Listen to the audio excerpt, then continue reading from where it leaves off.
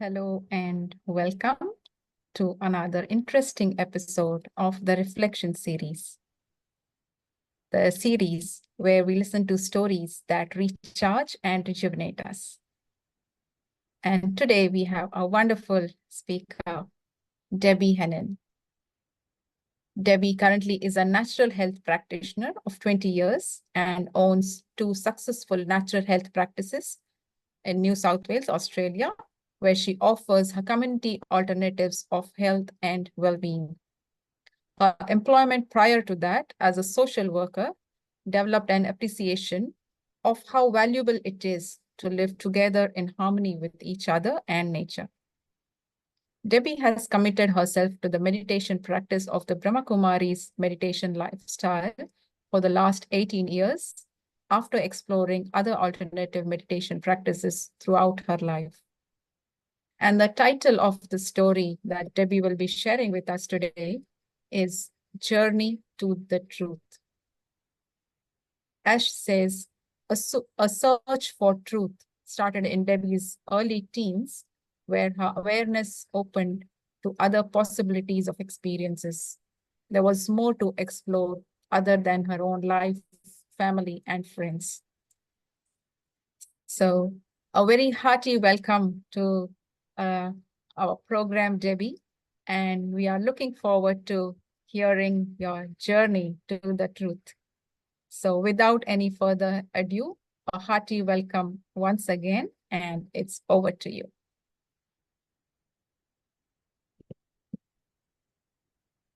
Hello, everybody. Thank you, Lata, for that introduction. When you asked me a couple of weeks ago to be on the reflection, I was really touched by it, but I had to think quite hard because I certainly don't reflect much on my journey. I'm a person that just bees in the moment. So I don't think past and future. I really think just in the moment. So it was a lovely chance for me to reflect back on a journey, which is being an older age person, has taken over many years. So I had to dig deep, and what I came up with was that it really started in my childhood when my parents sent me to Sunday school. It was Church of England. So I used to go to Sunday school, and I used to be very interested in the stories that was told to me by the spiritual teachers there. And then as I sort of grew up into my early teens, I used to learn dancing and singing. And my dance teacher also used to dance in London back in the mid-60s. And by this stage, it was the late 60s, mid-60s as well, that I was dancing and singing. And I used to listen to stories of her living and dancing in London. And then also my older brothers who travelled because they were motorbike racers and they raced in Europe and the UK. I'd listen to their stories about travelling, and I just thought, wow, there's such a big world out there that you only hear minimum in your education of school, such as history, etc. So I just thought, wow, this was really touching me. And so as I got into my mid-teens and did some studies in college after high school, a friend of mine and I decided that we'd travel around Australia because her sister was living in the Northern Territory. So we did this, and I just thought, wow, this is so amazing to see how people live differently. And I mean, now we're in the mid-70s, 75, 76. And, you know, traveling was opening up more, so much more. And on our journey around Australia, we met international travelers. we met other Australians who were taking a journey. Some had gone surfing in Bali, which was opening up in 74, 75, 76. So there was this energy that I was coming into that was showing how we could have experiences by moving out of a lifestyle. And I felt very comfortable in that, in my adventurous spirit. And then as I got back to Sydney after that journey of about 18 months, I thought I'd really like to travel overseas. So then another friend of mine said he was traveling to Singapore by a Russian cruise ship from Perth, which was quite weird back in those days, 76, 77. So I said, yeah, I'll come. So we traveled on the cruise ship to Singapore, went up through, of course, I'm seeing a lot of different cultures, experiences. And we traveled into Thailand. And then, of course, there was Buddhism coming out, and we were learning and went to a couple of meditation practices there in Thailand. Then we flew to Calcutta. And of course, then there was a different culture, a different meditation practices there. And we went up to Nepal, once again, more different travel and experiences there. So it just started to create a lot of experiences coming in. And I ended up spending 2 years in India. I hadn't met the Brahma Kumaris then, which is the organization based in India.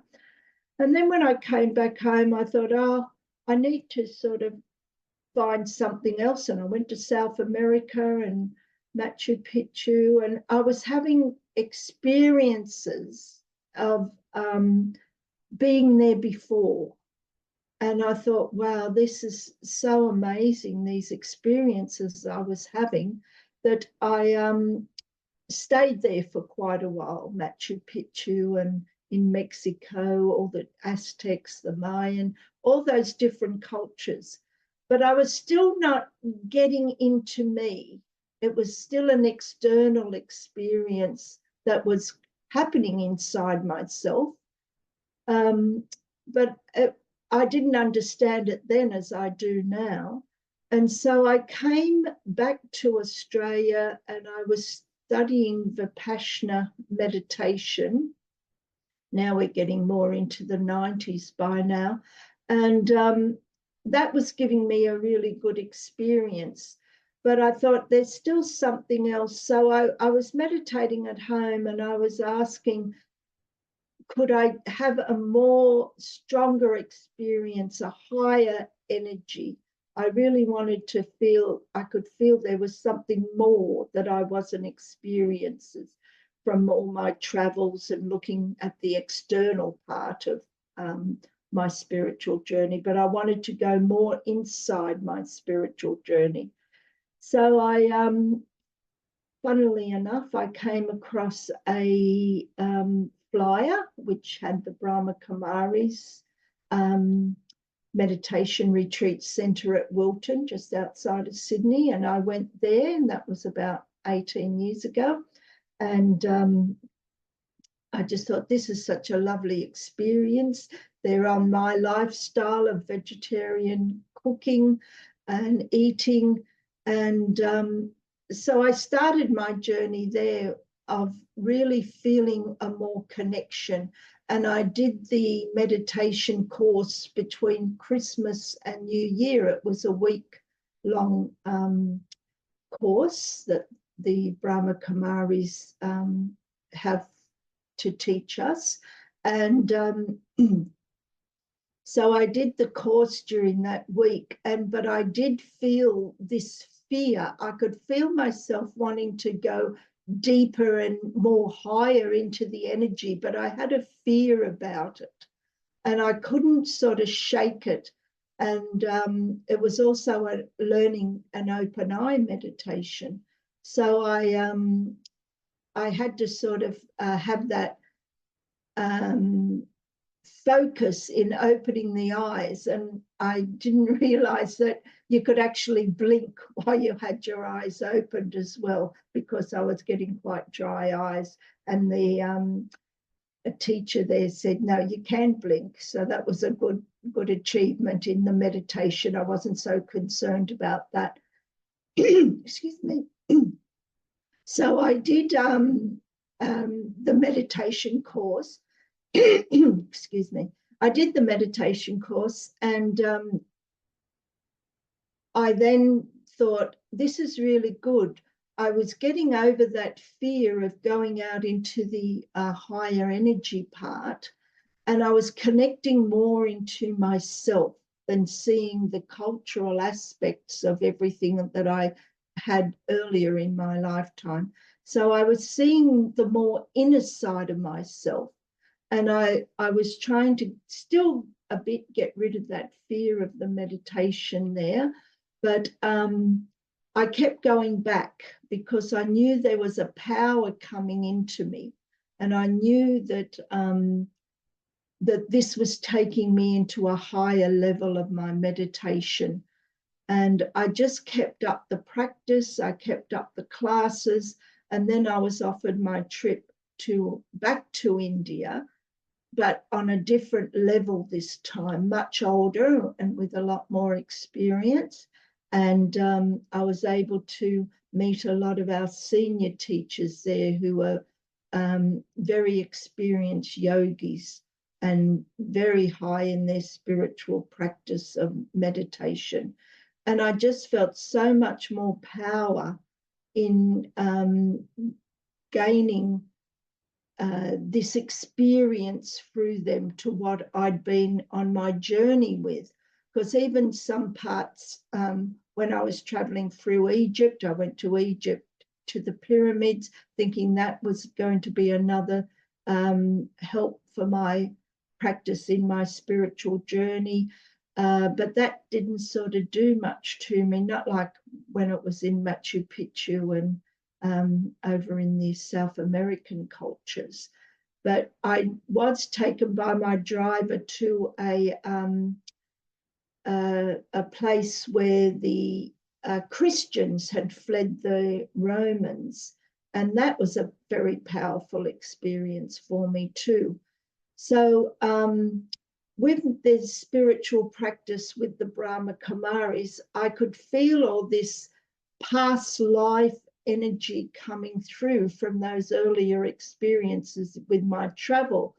And I thought, wow, this is such a strong energy to feel inside my spiritual, well, the soul energy and the teachings. And I just kept on practicing this, and it became so much more powerful. It was just such a lovely, strong and loving, and feeling that pure love that I could handle this form of meditation. It was a very lovely experience for me. And also the collective energy of the community inside the Brahma Kumaris, because it's an international spiritual organization, and how everybody around the world is practicing the same form of meditation, and also the spiritual practices, the lifestyle of it all, and everything that connects us to being as one. And then that's where my thought has come over at least the last 10, 12 years, is that we're all one. We're not this body, we're just one energy in this body, in a collectiveness of the world. So yeah, a long journey, but it was a very fruitful experience by seeing, going back to the travel, by seeing all the different cultures, and then how that took me. It wasn't just one culture, it was just the one energy of the higher energy, I would say. So yeah, that's my reflections of what I have done. And where I am now is holding a lovely meditation space where I can share that energy with other souls in the community who like to come and do meditation and have some nice classes with us. And service has come out of all this journey too as well, where it is so important that that I serve people, as I did as a social worker for 25 years. I didn't realize that then. It was more a job, but this is such a spiritual practice with serving the community and enabling the community to have the experience. And that's what it's all about for me as well, is the experiences of what I have through my meditation and my lifestyle, and to be able to give that out to the community that I'm a part of here. So, yeah, thank you, Lata.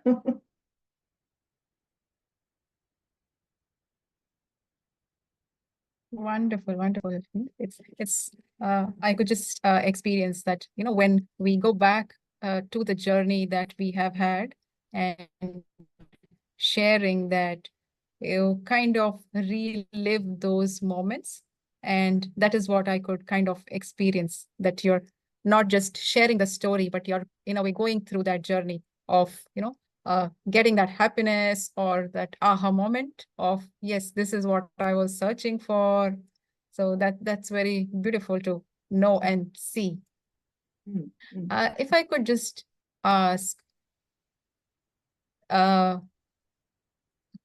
as you said, like after so many uh, searches of different practices, you finally found your truth and you have been practicing it for quite some time now.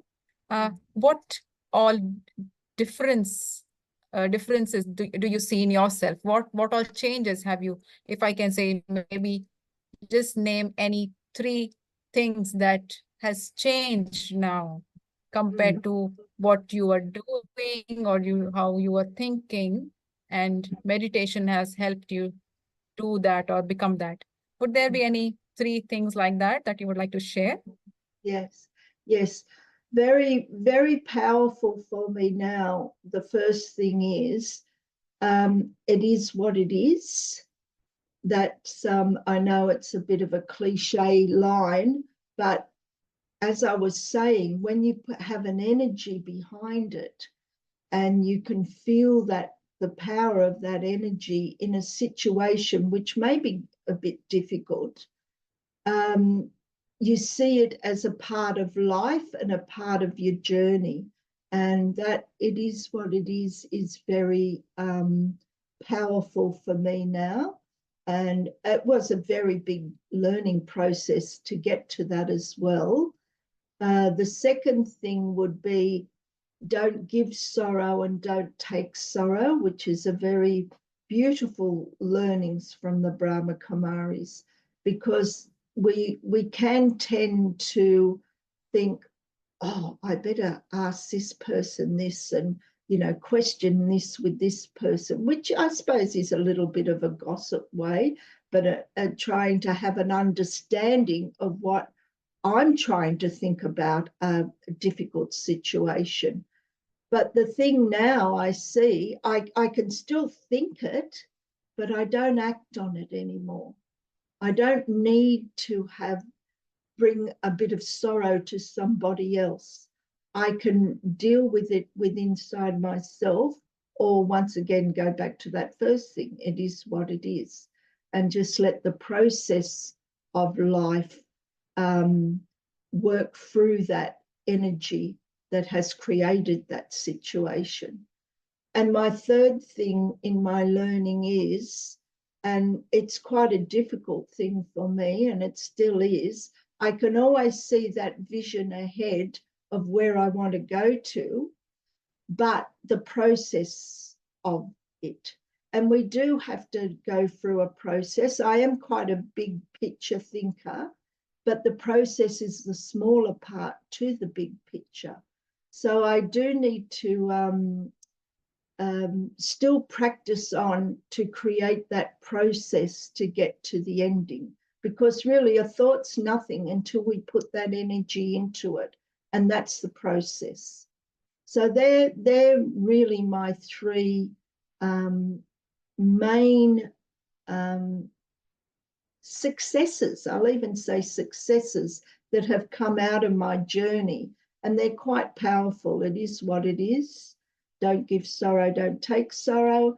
And learning to live in the process to get to the outcome of where I want to go with some situations. That's beautiful. Like accepting is not easy. And Yeah. as you said, it does take time. Yes. Yeah. Debbie, I would just like to ask, like there may be many who like meditation or want to do meditation. And meditation in a way is not about proving something, it's about experiencing in a way. Yeah. What would you like to tell someone who's kind of starting on this journey? How will they, like, what will they experience in the first step? Or how do they know this is where they would, this is the path or this is the journey? Any thoughts on that? Or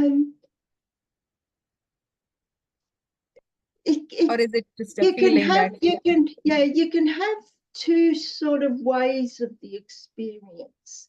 I think the to starting a meditation practice really is to start off in a small way, like finding the time. Our lives are so busy these days, but finding a little time, setting up a little place, listening to some nice commentaries to keep your mind into that focus.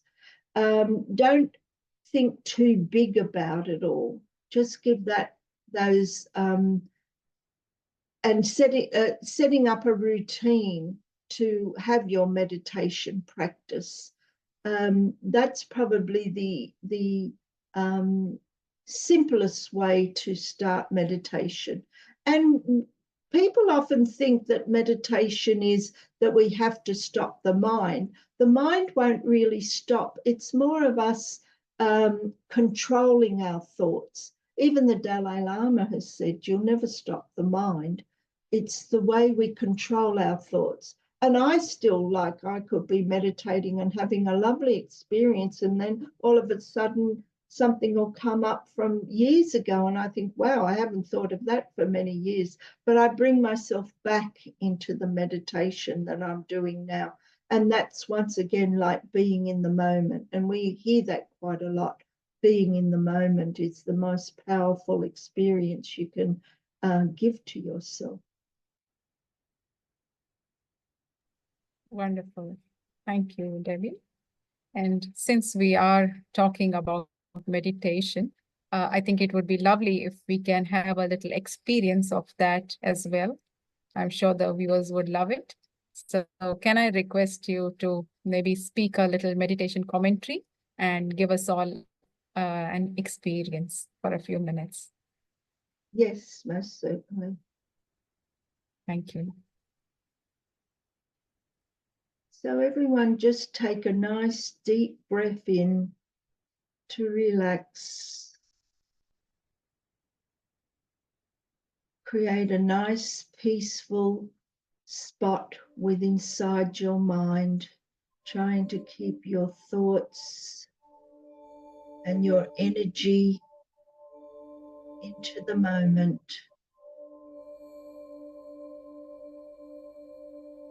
You may close your eyes, or you might like to have your eyes opened, just connecting to energy. And focus on the point of light, a light which is inside us from the spiritual energies of higher energy, a light which is pure a light that gives us power,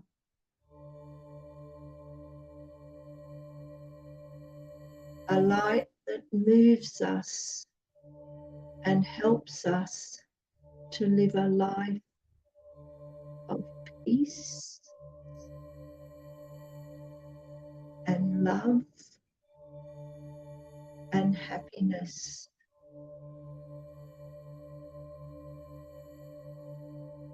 Let this energy move through your body, moving through the body to create peacefulness in every part of our body, to harmonize, to bring health to our body,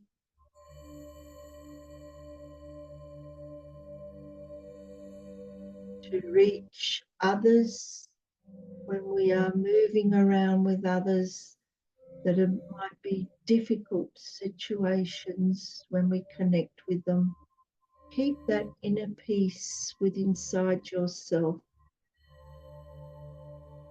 and not allowing other energies to disturb us.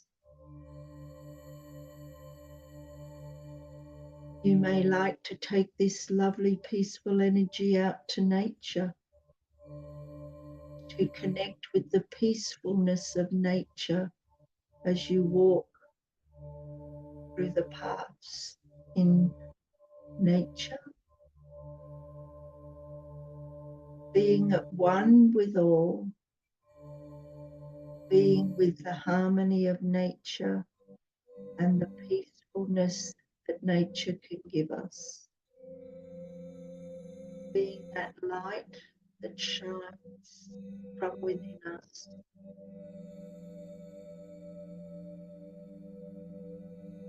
Now just hold that energy of being that light, having that purity, peacefulness,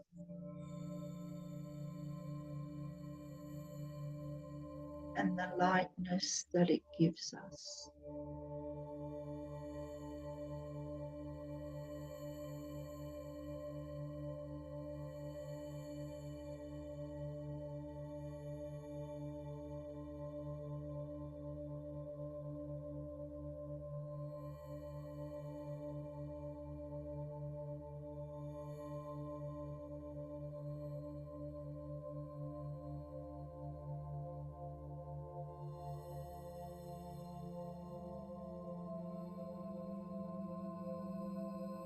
Om Shanti.